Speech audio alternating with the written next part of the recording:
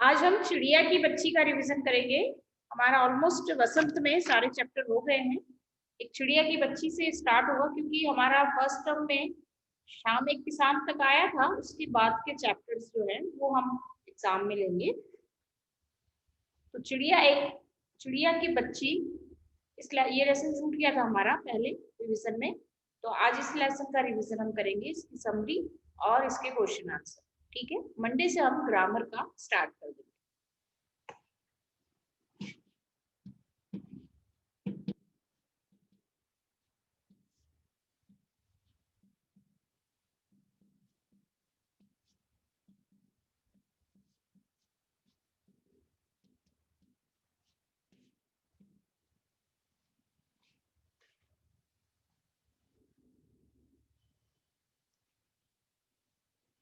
चिड़िया की बच्ची एक कहानी है, बहुत ही अच्छी कहानी है।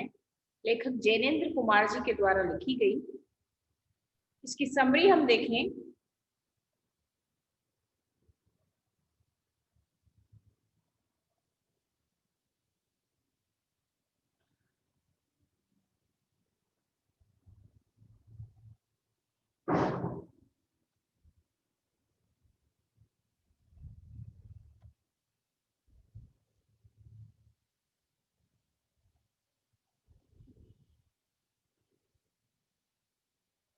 इस कहानी में लेखक श्री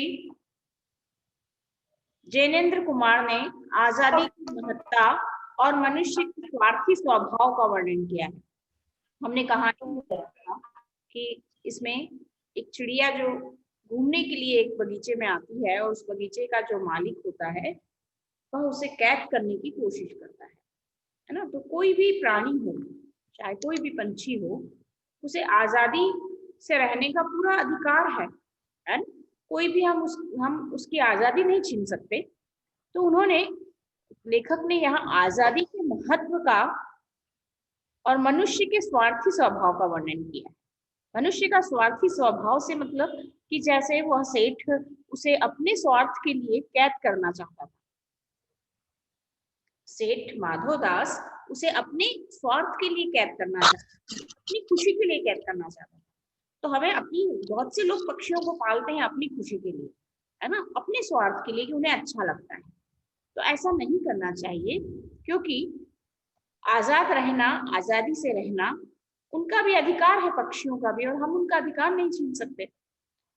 तो जो भी व्यक्ति ऐसे करते हैं, जो पालते हैं पक्षियों को, वो अपने स्वार्थ के लिए, अपनी खुशी के लिए उन्हें पालते हैं। तो यहाँ लेखक ने मनुष्य के स्वार्थी स्वभाव का और आजादी के महत्व का वर्णन किया है कि आजादी हम सभी के लिए महत्वपूर्ण है।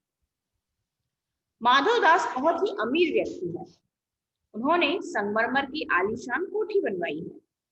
उसके सामने सुंदर बगीचा लगवाया है जिसमें फव्वारा भी लगा है। शाम के समय कोठी के चबूतरे पर तख्त डलवाकर मसनद के सहारे बैठकर बगीचे की सुंदरता का वे आनंद लिया करते थे। उन्होंने अपने घर के सामने एक बहुत बड़ी कोठी की है और उन्होंने बहुत सुंदर बगीचा उसमें बनवाया है। और अक्सर वे शाम के समय अपने बगीचे में बैठकर उसकी सुंदरता का आनंद, शाम के समय कोठी के चबूतरे पर तख्त डलवाकर वे उसकी सुंदरता का आनंद लिया करते थे, परंतु उन्हें कुछ खाली सा लगता था। परंतु उस बगीचे में बैठकर भी वे आनंद का अनुभव नहीं करते थे। उन्हें कुछ खाली सा लगता था, कुछ खाली सा लगता था। एक शाम एक चिड़िया गुलाब की टहनी पर आकर बैठ गई थी। उसकी गर्दन लाल थी और धीरे धीरे गुलाबी होते हुए किनारों पर नील रंग थे। पंख बहुत चमकदार थे। उसके शरीर पर विचित्र चित्रकारी थी। माधवदास को वह चिड़िया बहुत पसंद आई। चिड़िया बगीचे में खुश होकर डालों पर थिरक रही थी। थोड़ी देर तक उसे देखते रहने के बाद उन्होंने चिड़िया से कहा कि यह बगीचा उन्होंने उसी के लिए बनवाया है। चिड़िया माधवदास की बात सुनकर संकोच में पड़ गई। उसने कहा, वह तो यहाँ केवल सांस लेने के लिए रुक गई थी। माधवदास ने उससे कहा कि यह बगीचा मेरा है और वह यहाँ रह सकती है। माधवदास की बातें सुनकर चिड़िया थिरकना भूल गई। माधवदास ने उस चिड़िया को उसके सूने महल में रुककर चहचहाने के लिए कहा। चिड़िया बोली, वह अपने घर माँ के पास जा रही है। वह अपने घर से धूप खाने, हवा से खेलने और फूलों से बातें करने निकली थी। अब माधवदास अपने घर के बगीचे में जब उसकी सुंदरता का आनंद लिया करता था, तो उसे फिर भी उसके पास सब कुछ था, है ना, लेकिन फिर भी उसे खालीपन सा लगता था। तो एक शाम को जब एक चिड़िया आकर उसके बगीचे में आकर बैठ जाती है गुलाब की टहनी पर, तो वो चिड़िया बहुत सुंदर थी। उसके पंख बहुत चमकदार थे और बहुत सुंदर कलरफुल उसके पंख थे। बहुत ही सुंदर चिड़िया थी। तो माधवदास को चिड़िया बहुत सुंदर लगती है और वह चिड़िया से खुश हो जाता है। वो चिड़िया तो बहुत खुश थी क्योंकि वह आजाद थी। वह अपने घर से आराम, धूप खाने के लिए, हवा से खेलने के लिए और घूमने के लिए निकली थी, है ना। वह अपने घर से निकली थी घूमने के लिए, तो वह भी बहुत खुश थी। तो जैसे ही माधवदास चिड़िया को देखता है तो वह बहुत खुश हो जाता है और वो चिड़िया से कहता है कि ये बगीचा उसी का है, तो वह चाहे तो यहाँ रह ले। तो चिड़िया कहती है कि भाई मैं तो केवल सांस लेने के लिए रुकी थी, है ना। तो माधवदास कहता है कि ये मेरा बगीचा है, तुम चाहो तो यहाँ रह सकती हो। अब चिड़िया डर सी जाती है, भूल जाती थिरकना, और मतलब इतनी चहक रही थी वह, तो चहचहाना भूल जाती है ना। और माधवदास कहता है कि तुम यही रहो, इसी महल में रहो और यही चहचहाओ। चिड़िया बोलती है कि नहीं, मैं तो अपनी माँ के पास जा रही हूँ, मैं तो केवल घूमने के लिए यहाँ हवा फूलों से बातें करने, हवा खाने के लिए निकली थी, तो मैं अपनी माँ के पास जा रही हूँ। और माधवदास उस चिड़िया को अपने बगीचे में रोकना चाहता था। माधवदास ने रुकने के बदले चिड़िया को सोने का पिंजरा बनवाने की बात की। उसने चिड़िया को खाने के लिए मोती देने को कहा। चिड़िया उसकी बात सुनकर डर गई। वह कहती है कि माँ से अच्छी कोई चीज नहीं लगती है। उसके पास माँ का बनाया हुआ घोंसला है, खाना है। वह अपने घर वापस जा रही है। उसकी माँ उसका इंतजार कर रही होगी। माधवदास उसे रोकने के तरह तरह के लालच देता है, परंतु वह नहीं मानती। माधवदास उसे कहते हैं कि वे उसके रहने के लिए सोने का पिंजरा बनवा देंगे, महल में मोतियों की झालर बनवा देंगे, जिस कटोरी में वो पानी पिएगी वह भी सोने की ही होगी। तो माधवदास उस चिड़िया को रुकने के लिए बहुत सारे उसे लालच देता है कि मैं तुम्हारे लिए सोने का पिंजरा बनवा दूंगा, खाने के लिए मोती दूंगा तुमको, और बहुत सारी अच्छी चीजें तुम्हें दूंगा, लेकिन तुम्हारे महल में मोतियों की झालर बनवाऊंगा तुम्हारे लिए, तुम सोने की कटोरी में तुम्हारे लिए पानी लेकर आऊंगा। बहुत सारे लालच देता है, लेकिन वह उसे कोई भी चीज अच्छी नहीं लगती चिड़िया को। वह डर जाती है। वह कहती है कि मेरी माँ से अच्छी कोई चीज नहीं है, मेरे पास माँ का बनाया हुआ घोंसला है, खाना है, मैं अपनी माँ के पास वापस जा रही हूँ, है ना। तो वो वहां रुकने को तैयार नहीं होती। तो आजादी सभी को प्रिय होती है, चाहे हमें कैद में रख कोई कितना ही लालच देकर और कैद में रखने का कहे कि नहीं कैद में रहना है और ये सब चीजें तुम्हें मिलेगी, लेकिन फिर भी कोई भी इंसान कैद में नहीं रहना चाहता, आजाद ही रहना चाहता है। अपनी ही मस्ती में हर व्यक्ति रहना चाहता है, कोई इस तरह से कैद होकर जीना नहीं चाहता। तो ऐसा ही पंछियों के साथ, पक्षियों के साथ भी होता है कि उन्हें भी चाहे हम कितना ही लालच दे दे, कुछ भी कर ले, पिंजरे में रख ले, लेकिन फिर भी वह उड़ना तो उनका है, उनकी अधिकार है उड़ना। जैसे हमने पोयम पढ़ी थी हम पंछी उन्मुक्त गगन के, है ना, उसमें भी यही कहा गया था कि पक्षी जो होता है वो आजाद में खुले आसमान में उड़ने की इच्छा रखता है। कभी भी कोई भी पक्षी पिंजरे में कैद होकर खुश नहीं रह सकता। हमें लगता है कि वो खुश है और हम अपनी खुशी के लिए उसे रखते हैं, लेकिन वास्तव में वह खुश नहीं होता है, वह दुखी ही रहता है, क्योंकि वह उसके परिवार के साथ नहीं रहता। और दूसरा, उसे जो पंख मिले हैं ईश्वर से वो उड़ने के लिए मिले हैं, न कि उसे पिंजरे में कैद करने के लिए। ना पंख तो होते हैं उड़ने के लिए, और यदि हम उसे पिंजरे में कैद कर रहे हैं तो वह सुखी तो हो नहीं सकता, खुश तो रहेगा नहीं, वह दुखी ही रहेगा। तो चिड़िया कहती है कि नहीं, चिड़िया की बच्ची कहती है कि नहीं, मेरी माँ के पास घोंसला है, खाना है, और मेरी माँ से अच्छी कोई चीज नहीं हो सकती। वह अपनी माँ के पास ही जाना चाहती है। माधवदास उसे कई तरह के लालच देता है, लेकिन फिर भी वह रुकने के लिए तैयार नहीं होती है। इसी बीच माधवदास एक बटन दबा देते हैं, जिसकी आवाज सुनते ही कोठी के अंदर से एक नौकर दौड़ा आता है। सेठ माधवदास उसे इशारे करके नौकर से चिड़िया को पकड़ने के लिए कहता है। सेठ उसे जानबूझकर रोके रखने के लिए उसके भाई बहनों के बारे में पूछता है। चिड़िया उसे बताती है कि उसकी 2 बहन और एक भाई है। चिड़िया को अपने घर जाने की जल्दी थी, क्योंकि कुछ ही देर में रात होने वाली थी।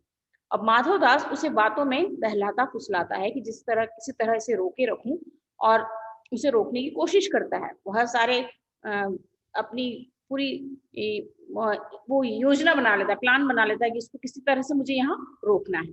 तो वह एक बटन दबा देता है, जिसकी आवाज सुनते उसका नौकर आता है और वह इशारे से अपने नौकर को चिड़िया को पकड़ने के लिए कहता है। अब सेठ उसे रोकने के लिए जानबूझकर उससे बहुत सारी बातें करता रहता है, चिड़िया से पूछता रहता है कि तुम्हारे घर में कौन है, क्या है, ताकि वह थोड़ा और रुक जाए और वो उसे पकड़ सके। अचानक चिड़िया को अपने शरीर पर कठोर हाथों का स्पर्श महसूस होता है। वह चीख मारती हुई नौकर के हाथ से फिसल जाती है। वह जल्दी जल्दी उड़ती हुई अपनी माँ के पास जा पहुंची। वहां अपनी माँ की गोद में दुबक कर जोर जोर से रोना शुरू कर देती है। माँ ने उससे उससे रोने का कारण पूछती है, परंतु वह कुछ नहीं बोल पाती। वह अपनी माँ की छाती से इस तरह चिपक जाती है जैसे कभी अलग नहीं होगी। तो इस तरह से माधवदास उसे पकड़ने की कोशिश करता है। तो उसे महसूस होता है कि कोई कि वह उसे पकड़ रहा है, तो वह वहां से भाग जाती है और उड़कर सीधी अपनी माँ के पास पहुंचती है। और माँ के पास पहुंचते ही वह बहुत सुरक्षा का अनुभव करती है, बहुत सुरक्षित महसूस करती है खुद को, है ना। माँ के पास जाकर वह बहुत सुरक्षित महसूस करती है और माँ की गोदी में जाकर दुबक जाती है। तो इस तरह बच्चों, जो चिड़िया की बच्ची थी उसे आजादी पसंद थी। आजादी का महत्व लेखक ने यहाँ बताया है कि किसी भी या तो इस कहानी से हमें यह भी एक शिक्षा मिलती है, यह भी एक सीख मिलती है कि हमें कभी किसी अपरिचित की बातों में नहीं आना चाहिए, उसके बातों पर विश्वास नहीं करना चाहिए। जिस तरह से माधवदास चिड़िया की बच्ची को बहला फुसला कर कैद करने का प्रयास कर रहा था, उसी तरह हमें भी अपनी लाइफ में इस तरह के एक्सपीरियंस हो सकते हैं, तो आपको अलर्ट रहना चाहिए। जिस तरह और हमारे घर से, हमारी पेरेंट्स से, हमारे माता पिता से सुरक्षित जगह, हमारे घर से सुरक्षित जगह और कोई नहीं। तो यही एक संदेश इस कहानी से है। तो सार इसका है, कहानी बहुत अच्छी है, आप लोगों ने पढ़ी भी है। पूरी कहानी बुक में पढ़ने का तो कोई मतलब नहीं है, इसका सार पढ़ लीजिए, ठीक है। इसके क्वेश्चन आंसर देख लीजिए।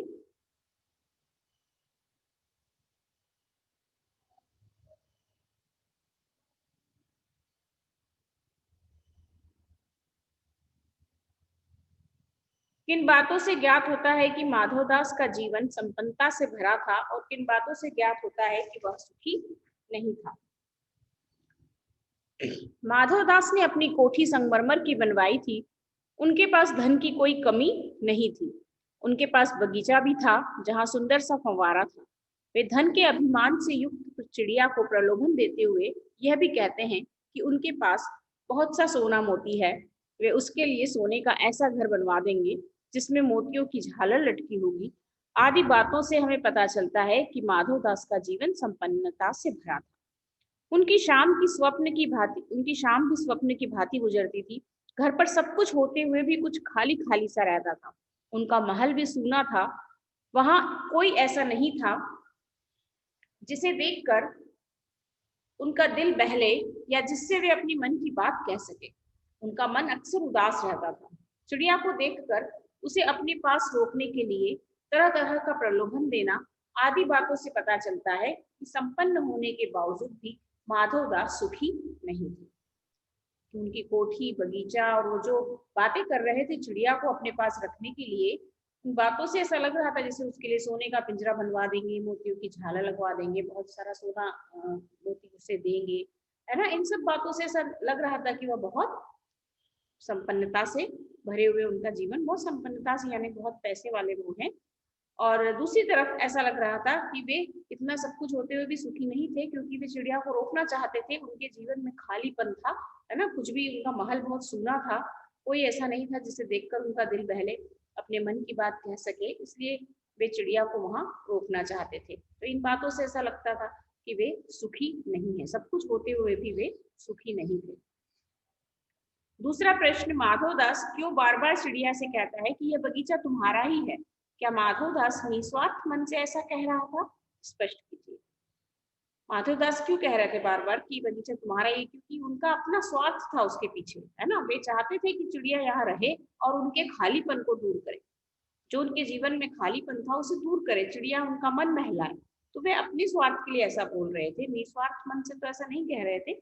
माधवदास का बार बार चिड़िया से कहना कि यह बगीचा तुम्हारा ही है, यह दर्शाता है कि उन्हें वह चिड़िया बड़ी प्यारी लगी, अतः वे उस चिड़िया को अपने पास ही रखना चाहते थे। माधवदास ने यह कथन पूरी तरह से निस्वार्थ मन से नहीं कहा था, क्योंकि चिड़िया को देखने के पश्चात अब वे उस चिड़िया को अपने बगीचे में मन बहलाव और आत्मसंतुष्टि के लिए रखना चाहते थे। तीसरा प्रश्न है, माधवदास के बार बार समझाने पर भी चिड़िया सोने के पिंजरे और सुख सुविधाओं को कोई महत्व नहीं दे रही थी। दूसरी तरफ माधवदास की नजर में चिड़िया की जिद का कोई तुक नहीं था। माधवदास और चिड़िया के मनोभावों के अंतर क्या क्या थे, अपने शब्दों में लिखिए। चिड़िया, माधवदास चिड़िया को बार बार समझा रहा था, है ना, लेकिन चिड़िया फिर भी सोने के पिंजरे को और सारी जितनी सुख सुविधाएं वो देना चाह रहा था उनको कोई महत्व नहीं दे रही थी। उसके लिए उसकी माँ का घर सबसे अच्छा था। दूसरी तरफ माधवदास की नजर में चिड़िया की जिद का कोई तुक नहीं था। एक तरफ तो चिड़िया माधवदास की सुख सुविधाओं को कोई महत्व इंपॉर्टेंस नहीं दे रही थी, और दूसरी तरफ माधवदास को ऐसा लग रहा था कि चिड़िया बेवजह की जिद कर रही है।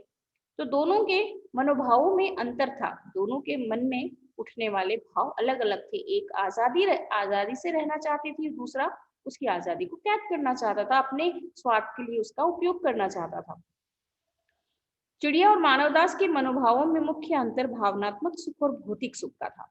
एक तरफ माधवदास के लिए धन संपत्ति से बढ़कर जीवन में कुछ नहीं था, उन्हें यह विश्वास था कि वह धन से कुछ भी खरीद सकते हैं, परंतु दूसरी तरफ चिड़िया के लिए ये सारी सुख सुविधाएं व्यर्थ थी। उसके लिए अपनी माँ की गोद से प्यारा कुछ नहीं था। इसी कारण चिड़िया जहां माधवदास के बार बार समझाने पर भी सोने के पिंजरे और सुख सुविधाओं को कोई महत्व नहीं दे रही थी, वहीं दूसरी ओर धन को ही सर्वोपरि समझने के कारण माधवदास को चिड़िया की घर जाने की जिद बेतुकी लग रही थी। तो यह इन दोनों के मनोभावों में अंतर था। भावनात्मक सुख और भौतिक सुख से क्या मतलब है? भावनात्मक सुख मतलब कि चिड़िया अपनी मम्मी के, मतलब अपनी माँ के पास रहना चाहती थी, है ना, इमोशंस थे उसके। और दूसरी तरफ भौतिक यानी जो सुख, उसके पास पैसा था माधवदास के पास, है ना, पैसे का जो सुख था वह भौतिक सुख है, और भावनात्मक यानी जो इमोशंस से जुड़ा हुआ सुख था उसकी माँ के साथ चिड़िया की बच्ची का, वह उसका भावनात्मक सुख था। क्वेश्चन नंबर 4, कहानी के अंत में नन्ही चिड़िया का सेठ के नौकर के पंजे से भाग निकलने की बात पढ़कर तुम्हें कैसा लगा? अपनी प्रतिक्रिया लिखिए। कहानी के अंत में नन्ही चिड़िया का बुद्धिमानी पूर्वक सेठ के नौकर के पंजे से भाग निकलना और सीधे अपनी माँ की गोद में पहुंचने की बात पढ़कर हमें अति आनंद हुआ। यदि इस कहानी का सुखद अंत न होता तो जीवन भर नन्ही चिड़िया को सेठ की कैद में अर्थात पिंजरे में रहना पड़ता। वह कभी स्वच्छंदता की उड़ान न भर पाती और अपनी माँ से मिलने के लिए तरस जाती। अतः नन्ही चिड़िया का लालच में न फंसना और सुरक्षित भाग निकलना यह भी बताता है कि स्वतंत्रता से बहुमूल्य कुछ भी नहीं है। परतंत्र रहकर मिलने वाले समस्त सुख उसके आगे व्यर्थ है। ये जो प्रश्न इसमें दिए हैं, प्रश्नों को बदल के भी प्रश्न बनाए जा सकते हैं, है ना, बस आपको प्रश्न को समझना है। जैसे ये भी पूछा जा सकता है, इस प्रश्न को हम बदल सकते हैं कि कहानी के अंत में नन्ही चिड़िया का सेठ के नौकर के पंजे से भाग निकलने पर तुम्हें कैसा लगा। तो हम ऐसा भी इसमें प्रश्न ऐसा भी बनाया जा सकता है कि आपकी दृष्टिकोण से इस कहानी का अंत क्या होगा, है ना, या क्या होता अगर सेठ चिड़िया को पिंजरे में कैद कर लेता तो क्या होता, है ना। इस तरह से प्रश्न को बदलना भी जा सकता है, आंसर वही रह सकता है, प्रश्न बदले जा सकते हैं। तो अब आंसर को ठीक से पढ़िए। क्वेश्चन नंबर 5, माँ मेरी बाट देखती होगी।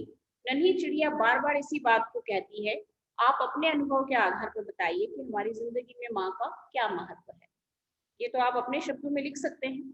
माँ के ऊपर तो पूरा निबंध क्या पूरा किताब लिखी जा सकती है, लिखना चाहे तो, है ना। तो आप अपने शब्दों में लिखेंगे इस उत्तर को तो ज्यादा अच्छा होगा। यहाँ पर उदाहरण के लिए कुछ दिया हुआ है, वो आप लिख सकते हैं। कहते हैं ईश्वर साक्षात दिखाई नहीं देता, इसलिए उसने धरती पर माँ को भेजा, जो हर मुश्किल घड़ी में हमारे साथ रहती है। किसी भी व्यक्ति के जीवन में उसकी माँ का होना किसी अनुपम वरदान से कम नहीं होता। एक बच्चे के लिए उसकी माँ की अहमियत दुनिया में सबसे अधिक होती है।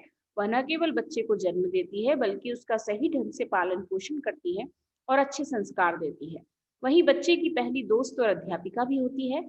माँ बिना कुछ कहे मन की बात जान जाती है। आप कहीं भी चले जाएं, कितने भी बड़े क्यों ना हो जाए, लेकिन आपको जो आत्मिक सुकून अपनी माँ के पास ही मिलता है, उसका वर्णन शब्दों में नहीं किया जा सकता।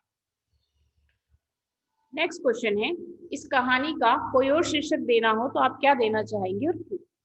इस कहानी के लिए हम अन्य शीर्षक सच्चा सुख दे सकते हैं, या आप अपने हिसाब से भी लिख सकते हैं ना। यहाँ तो एक एग्जाम्पल्स के लिए है सारे, ये आइडिया देने के लिए आंसर्स हैं। बाकी आप अपने मन से भी आंसर्स लिख सकते हैं। भाषा का ध्यान रखिए और बाकी विचार आपके हो सकते हैं, क्योंकि आप कुछ और शीर्षक भी सोच सकते हैं। जरूरी नहीं कि सच्चा सुख ही हो, है ना। कोई बच्चा अच्छा शीर्षक भी इसका अच्छा कहानी का नाम भी निकाल सकता है। इस कहानी के लिए हम अन्य शीर्षक सच्चा सुख दे सकते हैं, क्योंकि यहाँ पर जीवन में सच्चा सुख क्या होता है वह एक छोटी सी चिड़िया के माध्यम से बताया गया है। अन्य शीर्षक बुद्धिमान चिड़िया। मैम आजाद चिड़िया। हाँ, आजाद चिड़िया। आजाद चिड़िया।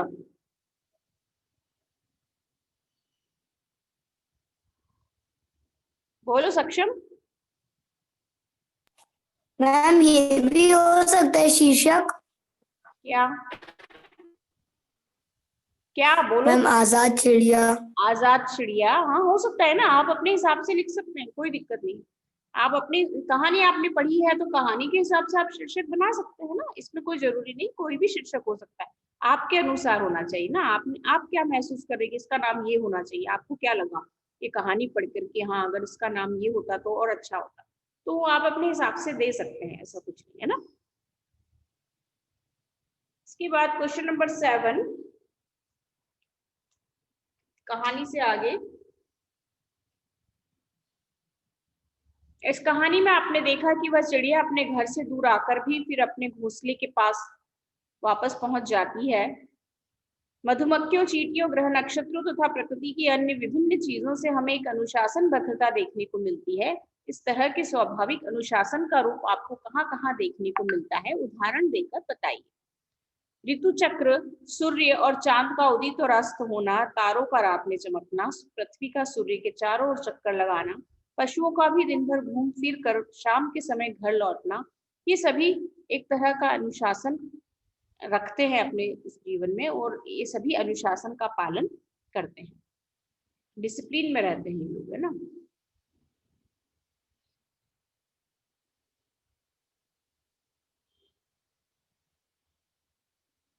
सोच कर लिखिए कि यदि सारी सुविधाएं एक कमरे में आपको सारे दिन बंद रहने को कहा जाए, सारी सुविधाएं देकर, तो क्या आप स्वीकार करेंगे? आपको अधिक प्रिय क्या होगा, स्वाधीनता या प्रलोभनों वाली पराधीनता? स्वाधीनता यानी आजादी, और प्रलोभनों वाली पराधीनता का मतलब लालच वाला जो कैद होता है, जिसमें बहुत सारी चीजें देकर और आपको एक कमरे में बंद कर दिया जाए, है ना। आजकल बच्चों को बहुत सारी चीजें नहीं चाहिए, आजकल केवल एक मोबाइल दे दो और एक कमरा दे दो, बस बहुत है हमारे लिए ना। एक मोबाइल लेकर और कमरे में बैठे रहेंगे, गेम खेलते रहेंगे पूरा दिन, है ना। होता है सब। Yes ma'am. शुभम कितनी जल्दी बोला यस मैम, है ना। ऐसा क्यों कहा जाता है कि पराधीन व्यक्ति को सपने में भी सुख नहीं मिल पाता? लेकिन वो जो सुख होता है ना बेटा, वो थोड़ी देर का ही होता है। कुछ देर ही आपको अच्छा लगेगा, फिर आपको लगेगा कि नहीं मैं कमरे के बाहर निकलना चाहता हूँ और मैं सबसे मिलना चाहता हूँ, बोलना चाहता हूँ, बाहर जाना चाहता हूँ। अंदर हम नहीं रह सकते, बहुत देर तक नहीं रह सकते। पराधीन व्यक्ति को सपने में भी सुख नहीं मिलता, मतलब जो व्यक्ति कैद में होता है ना, वो सपने में भी सुखी नहीं हो पाता है, सपने में भी उसे सुख की प्राप्ति नहीं होती है। क्योंकि किसी को पराधीन बनाने की इच्छा रखने वाला व्यक्ति स्वयं दुखी होता है, वह किसी को सुखी नहीं कर सकता। क्योंकि पराधीन व्यक्ति सुख के सपने देखना ही नहीं चाहता, क्योंकि पराधीन व्यक्ति को सुख के सपने देखने का भी अवसर नहीं मिलता। उत्तर है, सारी सुविधा मिलने के बाद भी हम स्वाधीनता ही स्वीकार करेंगे, न कि प्रलोभनों वाली पराधीनता। क्योंकि सुविधाएं कितनी भी क्यों न मिल जाएं, हम है तो किसी के अधीन। पराधीन होना यानी किसी के अधीन होना, दूसरों के अधीन होना, है ना। दूसरों के अनुसार अपना कार्य करना। आप अपनी मर्जी से कोई कार्य नहीं कर सकते, है ना। अगर आपको एक कमरे में मोबाइल देकर बिठा भी दिया जाएगा ना, और यदि आप कैद में हैं, तो आप मोबाइल भी उसके अनुसार चलाएंगे जिस व्यक्ति ने आपको मोबाइल दिया है। तो ये पराधीनता है कि आप उसके अधीन रहकर मोबाइल चला रहे हैं। आप अपनी मर्जी से नहीं चला पा रहे।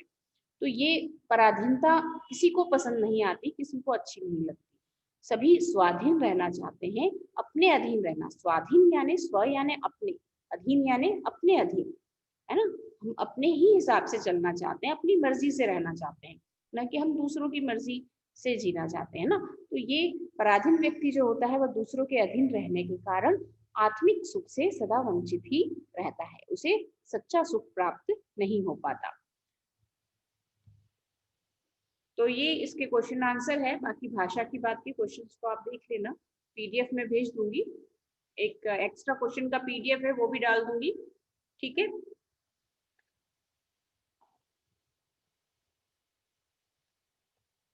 बाकी और कोई डाउट हो तो पूछ लेना, अगर